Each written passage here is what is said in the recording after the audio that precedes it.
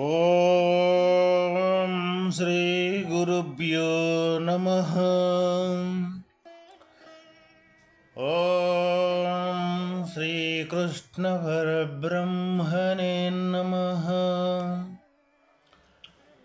ఓం శుక్లాంబరధరం విష్ణుం శశివర్ణం చతుర్భుజం ప్రసన్నవదనం ధ్యాయేత్ సర్వవిఘ్నోపశాంతయే.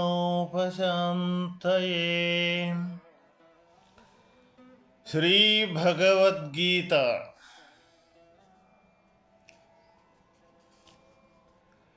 ఆధ్యాత్మ మార్గమున ప్రమత్తత సోమరితనము పనికిరాదు.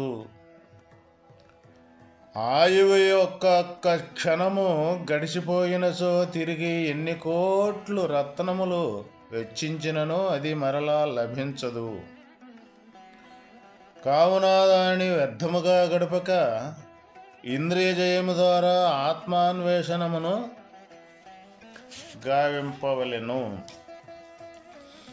ఈ ప్రకారముగా కామాదులను జయించి అంతర్ముఖ దృష్టి కలవాడు బ్రహ్మానుభూతిని పొందగలుగునని చెప్పుచున్నారు.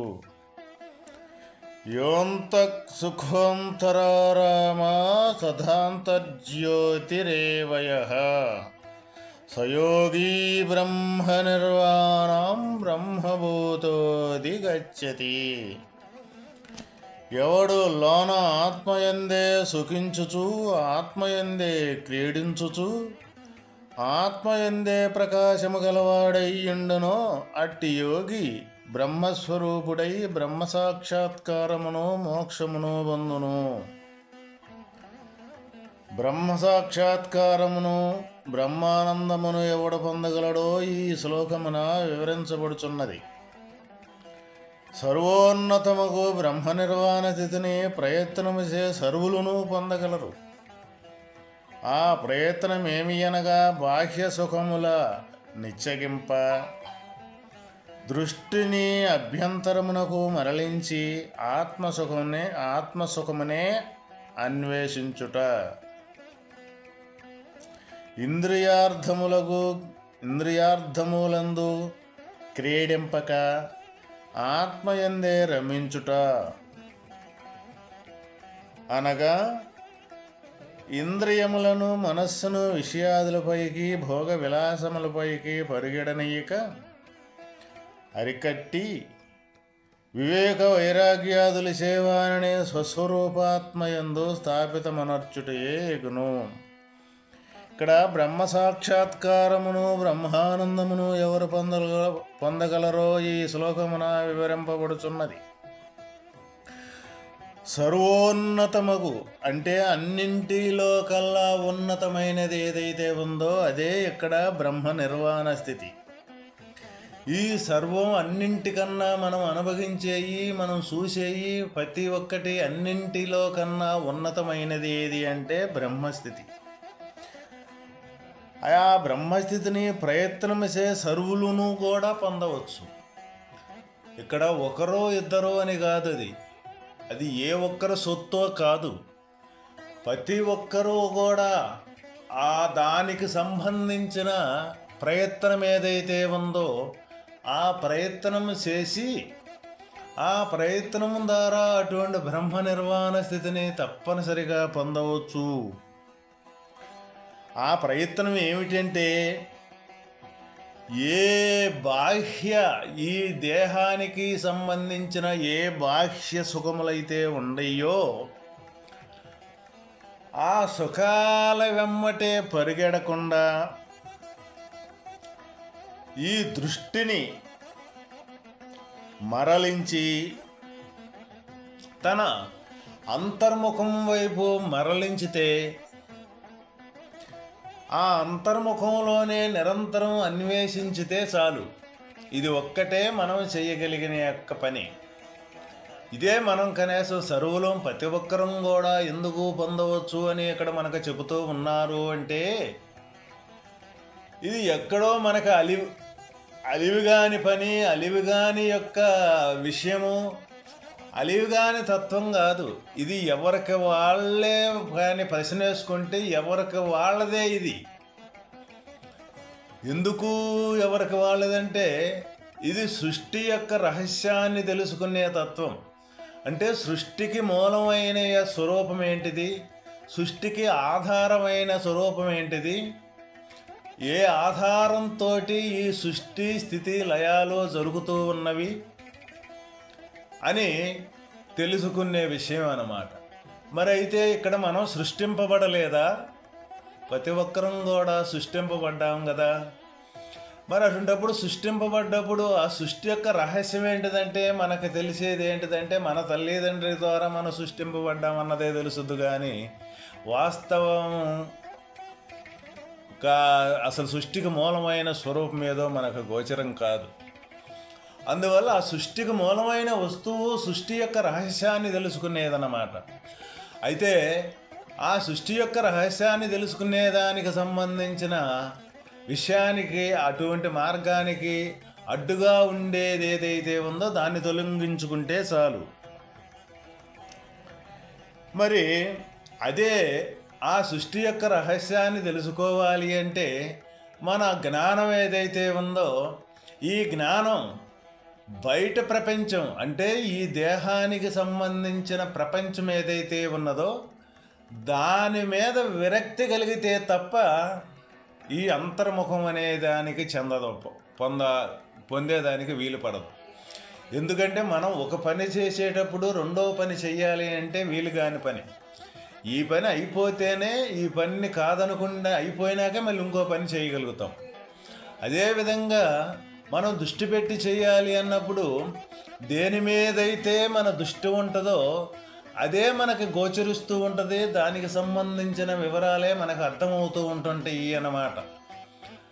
అట్లాగే మనం దృష్టి అంతా మన జ్ఞానం అంతా బయట ప్రపంచం మీదకి ప్రయాణం చేస్తూ ఉంది కాబట్టి ఈ బయట ప్రపంచానికి సంబంధించిన విషయాలే మనకి గోచరం అవుతూ ఉంటాయి. కానీ వాస్తవమైన ఈ బయట ప్రపంచానికి సంబంధించి ఇదంతా మన గోచరం కావాలి అంటే దీనికి ఆంతరంగికంగా అయినా ఇంకొక ప్రపంచం ఉందన్న విషయం మనకు తెలియదు.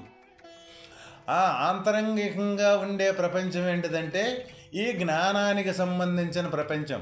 మన అంతర్గతంగా ఉండే ప్రపంచం, అంతర్గతంగా ఉండే ఏ ప్రపంచం అయితే ఉన్నదో అది ఈ బయట ప్రపంచం మొత్తం కూడా ఈ ఆంతరంగికంగా ఉండే ప్రపంచంలో నుంచే ఈ బయట ప్రపంచం మొత్తం కూడా వ్యక్తం అవుతూ ఉన్నది.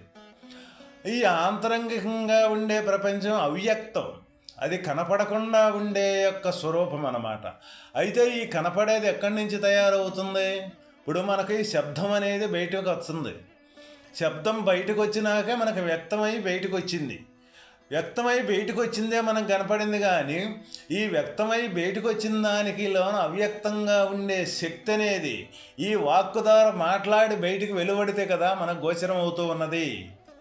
ఇది బయట ప్రపంచం. అట్లానే ప్రతి ఒక్కటి కూడా ఏదైనా సరే మన ఇంద్రియాదులతోటి మన ఈ దేహంతో ఈ దేహం కానీ ప్రతి ఒక్కటి ఏదైతే మనకి గోచరిస్తూ ఉన్నదో ఈ గోచరించే ప్రతి ఒక్కటి కూడా ఈ అవ్యక్తంలో నుంచి ఈ కనపడకుండా అతి సూక్ష్మంగా ఉండి సూక్ష్మాది సూక్ష్మం కంటే ఇంకా సూక్ష్మంగా ఉండి ఆ అవ్యక్తమైన స్వరూపంలో నుంచి ఇది తనకు తానే వ్యక్తమై కనీసం ఈ బయట ప్రపంచం మీదకి వస్తూ ఉన్నదన్నమాట.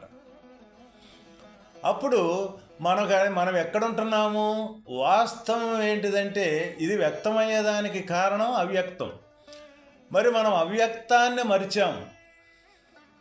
ఈ కనపడే వ్యక్తమే నిజమనుకొని మనం ఇక్కడ జీవన విధానం గడుపుతూ ఉన్నాం. అందువల్ల మనకి ఇక్కడ ఈ దుఃఖాలు కానీ ఈ అనేక రకాల బాధలు కానీ అనేక రకాల సమస్యలు కానీ మనకు తయారవుతూ ఉన్నాయి అన్నమాట. అయితే ఎవరైతే అందుకని ఇక్కడ సర్వులు ప్రతి ఒక్కరూ కూడా దీనికి అర్హులే అని ఎందుకు చెబుతున్నారు?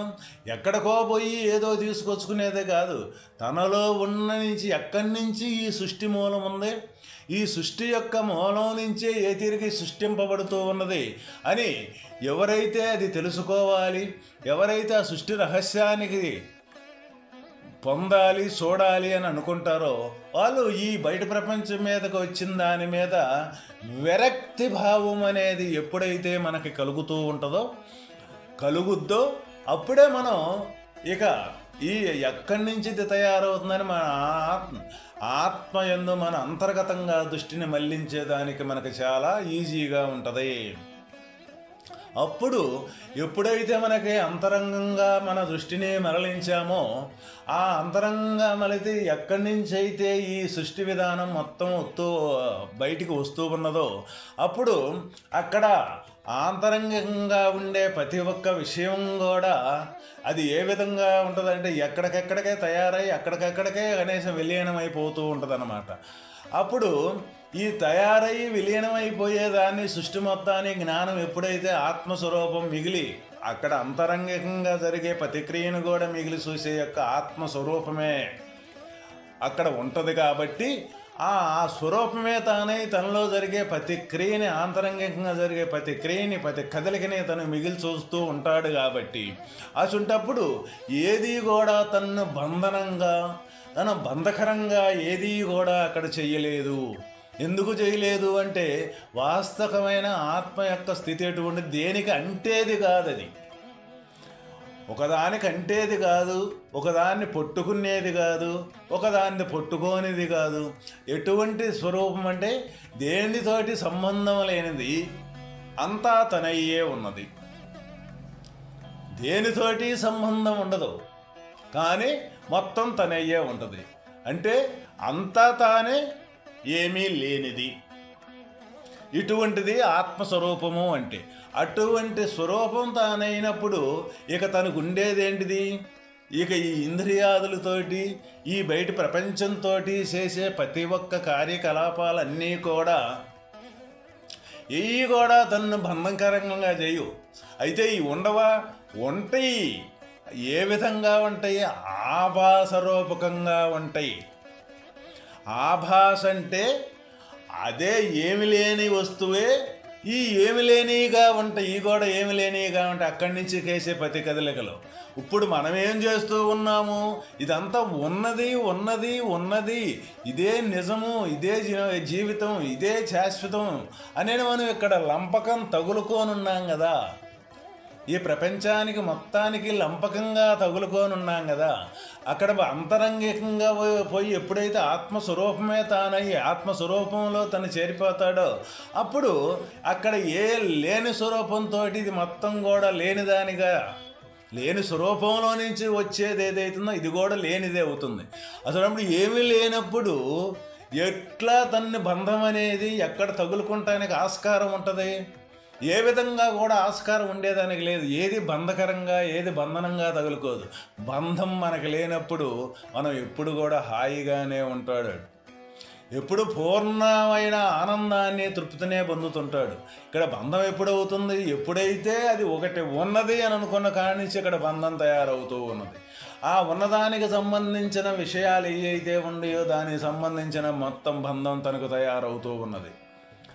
అక్కడి నుంచి ఆ బంధాలే తన్ని ఈ సుఖాలైతేనేమి, తాత్కాలికమైన సుఖాలైతేనేమి, అక్కడి నుంచి దానికి సంబంధించిన రెట్టింపు దుఃఖాలైతేనేమి కానీ ఇవన్నీ కూడా తను పోగేసుకోవటం జరుగుతూ ఉన్నది.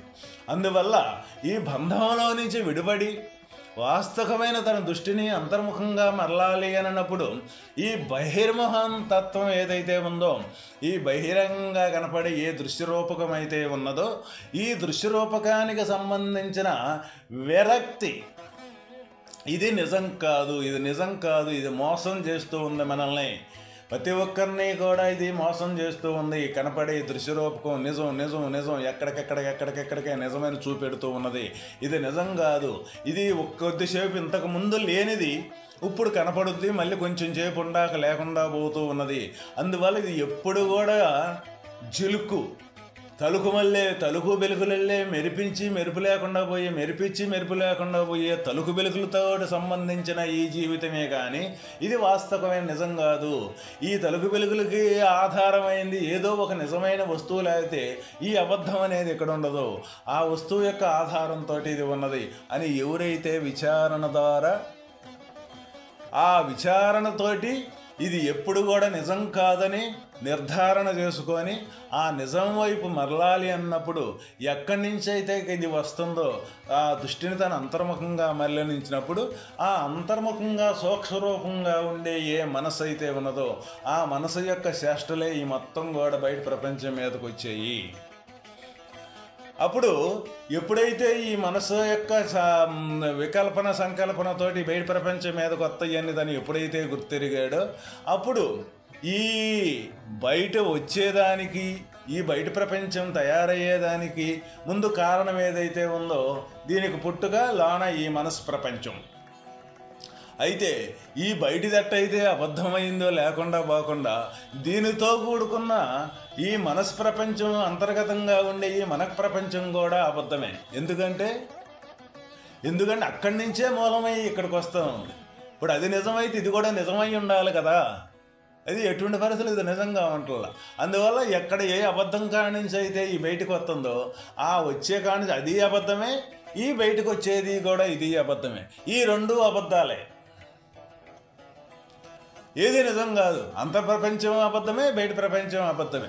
అట్లా ఎప్పుడైతే ఈ అంతర్ప్రపంచం కూడా తన అంతరంగాన చూసి ఈ ప్రతి ఒక్క కదలిక వెనకాల, ప్రతి ఒక్క సంకల్ప వికల్పం వెనకాల ఇది కూడా పుట్టి చచ్చేదేను, దీనికి మార్పులు చేర్పులు ఉండి అని ఎవరైతే గ్రహించి ఈ పుట్టి చచ్చేదానికి ఆధారమైన స్వరూపం సాక్షిభూతంగా ఉండే ఆత్మస్వరూపం అయితే ఉన్నదో ఆ స్వరూపమే సావు పుట్టుకలో లేనిది అని గ్రహించి అక్కడ ఎవరైతే అటువంటి స్థితిలో నిలబడగలుగుతారో ఆ నిలబడ్డప్పుడే ఈ తాత్కాలికమైన సుఖాలు కానీ ఈ దుఃఖాలు కానీ ఈ ప్రపంచానికి సంబంధించిన ఏ జనన మరణాలు అయితే ఉన్నాయో ఈ మొత్తం కూడా తొలగిపోయేదానికి తప్పనిసరిగా ఒక మార్గం అంటూ ఏర్పడి తన నిజస్థితి ఏదైతే మరిచామో ఆ మరిచిన స్థితిని తను మళ్ళీ కనీసం గుర్తు తెచ్చుకొని ఆ స్థితిలో ఇక్కడ ఉండటమే ప్రతి ఒక్క మానవుడి యొక్క కర్తవ్యము. అందువల్ల ఇక్కడ ఏం చెప్తున్నారు అని అంటే బ్రహ్మ సాక్షాత్కారమును బ్రహ్మానందమును ఎవరు పొందగలరంటే ప్రయత్నముచే అటువంటి సర్వోన్నతమగు బ్రహ్మ నిర్వాణ స్థితిని ప్రయత్నముచే సర్వులను పొందగలరు. ఆ ప్రయత్నం ఏమనగా ఈ బాహ్య సుఖములే. ఏదైతే బాహ్యాన్న ఉండే సుఖాలు నిశ్చయం ఎప్పుడు శాశ్వతం అని అనుకుంటూ ఉంటాడో అందువల్ల ఈ బాహ్య సుఖాలను ఎవరైతే కనీసం సంపూర్ణంగా ఈ నిజం కాదు అని విచారణ ద్వారా ఆ నిజంగాని విషయాన్ని వదిలేసేసి ఆ నిజమైన తత్వం దీనికి మూలం ఏంటిది, దీని ఎక్కడి నుంచి సృష్టి అవుతున్నాయి అని ఆ సృష్టికి మూలం తన అంతర్గతంగా పోయి తన అంతర్గతంలో ఉండే ఏ సూక్ష్మ రూపం నుంచో ఇదంతా సృష్టి అవుతుందన్న విషయాన్ని గ్రహించి ఆ సూక్ష్మ రూపకానికి ఈ స్థూల రూపకానికి రెండింటికి ఆధారమైన ఏ సాక్షి యొక్క స్వరూపం ఆత్మస్వరూపం అయితే ఉన్నదో ఆ ఆత్మస్వరూపమే ఇక్కడ వాస్తవమైన మూల సత్యమైన వస్తువు అని గ్రహించి అప్పుడు ఏదైతే ఈ బయట ప్రపంచానికి సంబంధించినది సమూహంగా తొలగిపోతూ ఉన్నది అది మనం ప్రతి ఒక్క మానవుడు కూడా చేయవలసిన కర్తవ్యము, ప్రతి ఒక్క మానవుడు కూడా తెలుసుకోవలసిన విషయము. ఏ విషయాన్నైతే మనం ఏ తత్వాన్నైతే మనం తెలుసుకుంటే ఇక ఈ భూప్రపంచం మీద తెలుసుకోదగిన వస్తువు కానీ తెలుసుకోదగినది ఇంకోటి రెండోది ఏదైతే ఉండదో అదే ఇక్కడ వాస్తవమైన బ్రహ్మస్థితి. అంతకంటే మిగిలిన వస్తువు ఇంకోటి ఉండదు లేనే లేదు. అందువల్ల ప్రతి ఒక్కరం కూడా ప్రయత్నం చేసి అక్కడికి వెళ్ళేదానికి ఆ వాస్తవాన్ని తెలుసుకునేదాని ప్రయత్నం చేద్దాం. ఓం తస్సత్.